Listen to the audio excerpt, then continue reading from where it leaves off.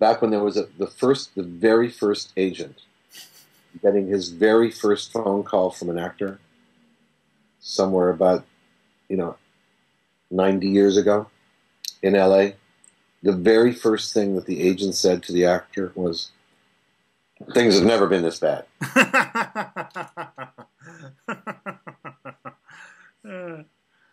Because if he gets you a role, then he's a champion, and if he doesn't, it's not his fault. Yeah. And the truth is that most working actors either go to meetings or auditions, and if they're lucky, they'll land a job 1 out of every 20 times that they go out. Mm-hmm. They're lucky. They could have worked forever. I mean, Shelley Winters famously went to an audition and put her Oscar on the table. Famously, was it who was the director? Some famous director, probably.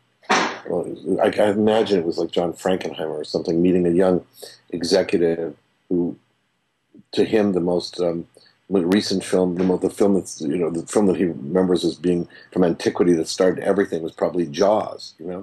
And this executive saying to this director, "So tell me a little bit about yourself." And this director saying, "You first." And no, I don't think. There's in every profession there are always people who are bitter and sit around and complain about stuff. It's not something that I like to do or respect or like to hang around people who do that. Character actors are only character actors until they're cast in The Graduate. Right. Is Dustin Hoffman the icon, the hero of all character actors? One day I too could do such a thing. Don't you remember? I mean, Edward G. Robinson and somebody called Humphrey Bogart. Mm-hmm. There's, look, it's always been this way. There are wonderful actors who were not, who didn't look like Robert Taylor or Tom Cruise or whoever. Mm-hmm. And the only difficulty, really, the difficulty is when you happen to be an incredibly conventionally handsome actor with the soul of a character actor, and that happens sometimes. They're miscast, and they end up wooden or difficult. I think that it happens to a lot of very good-looking people that they're not cast properly until they get a little older. There's obviously for you, this is true. I'm getting better and better looking as the opposite is happening. But look, I think traditional casting has gone out the window. There's always that kind of thing. It always existed and always will. It probably existed back when they were figuring out whether should Burbage really play Hamlet? Is he a bit too fat? Yep, the big draw, And let's put the line fat in there somewhere and make it okay. It's always been a consideration about what people are going to identify with. And if you get really pissed off and fucked up about it, then you're an idiot, And things change as quickly as the next job. Yeah. So, it's a meaningless term, a character actor. And we're all actors play characters. And it's in France and Europe, it's certainly the most honorable thing to be. Exactly. To be a supporting actor. But, well, I mean, the French have a long tradition of, if you like, leading men who look like a bag of mashed assholes. So, I've gone back and forth between playing leading roles and supporting roles all my life. And sometimes the supporting roles have been far more rewarding and sometimes not. And usually I've been wrong. I've made mistakes. I've sometimes taken a leading role in something and it hasn't worked out. And sometimes I've taken a supporting role in something that's been the best choice I've made, and vice versa. And usually you go on instinct and whether or not it seems like the right job at the time and whether the people seem great. But I haven't really sat around my whole life with a lot of choices coming at me. The choices that I had were whether or not to begin to write or direct. I produced a documentary film, written a book, directed 4 features. I'm developing at least 4 other features right now with my wife, Eleanor. I'm partnering on projects with Tim Hutton, whose show Leverage. I don't know if it's in Australia yet. Yep. So, in fact, Tim and I worked together an hour ago, and so we're a very, very close friend, and both of us living in New York. It's really cool now, and I have other partners, and always developing stuff and looking to do stuff. I've written a play that's going to be put on in London in a year and a half, and wow. I do a lot of different things to keep my mind and heart going. I've read about how Eddie and Joanna had, I think it was something like 6 or 7 callbacks for this show, and they were trying to team up the duo. And I was thinking, with you, your entry into Warehouse 13 was slightly smoother, where you were kind of consulted and say, hey, we want you and let's work on the show. That wasn't the case? No.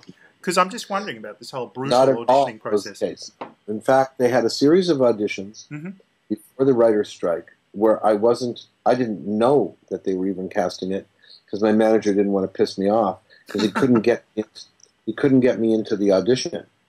And he had read it and saw me right away, and when he suggested me, it wasn't that they disrespected me. I mean, the casting people that were involved, the producers that were involved just said, no, he's a wonderful actor, he's just not right for this role. And they went ahead and tested a number of actors, none of whom seemed to work out, but they had an idea that one of those actors that said maybe was right, but something really wasn't right. And the writer's strike happened, and they had to put the whole pilot on hold.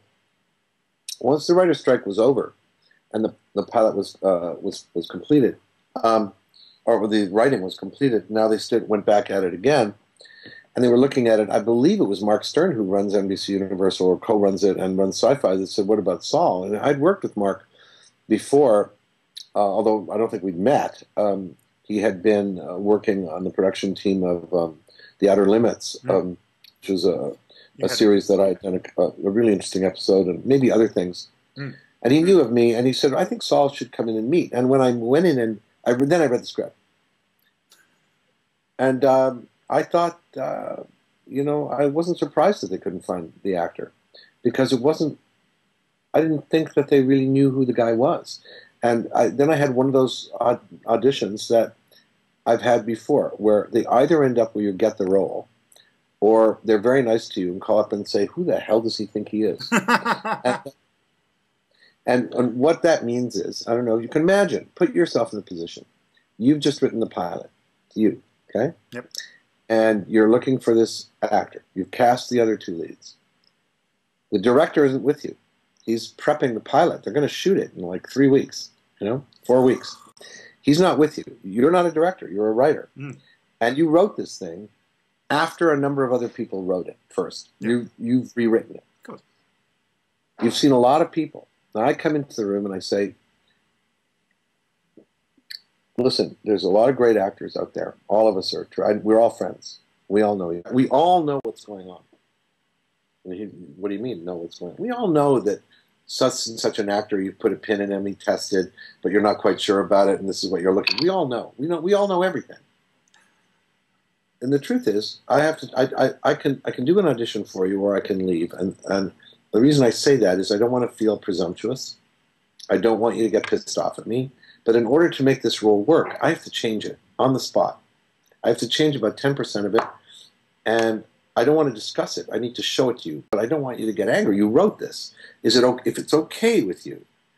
And I don't want to feel like come off like a jerk. I really am asking permission. And he was very nice, and he said, go ahead. And I did this role. And when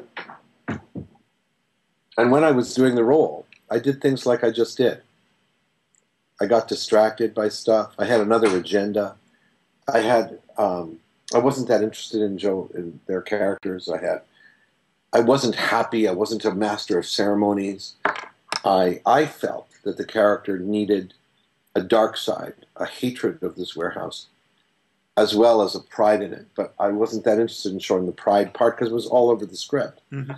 And I was much more interested in pretending I was proud. Yes, welcome to Warehouse 13. It's a great place. This is what's going to happen to you. It wasn't, welcome to Warehouse 13. And none of that, And I was working on a whole different aspect of the character. A man who didn't have a life, unlike me, did not have a wife, did not have children, was married to a place that he loathed and couldn't help but be obsessed by and love. And was, from moment to moment, had deeper agendas than anything was on script. And to give him credit, David was remarkably open. And when I was called to test with Eddie, it was hilarious because Eddie, insisted on not having a script in his hands and completely screwed up the rhythm every single time I tried to do it. And I said, Eddie, you got the role,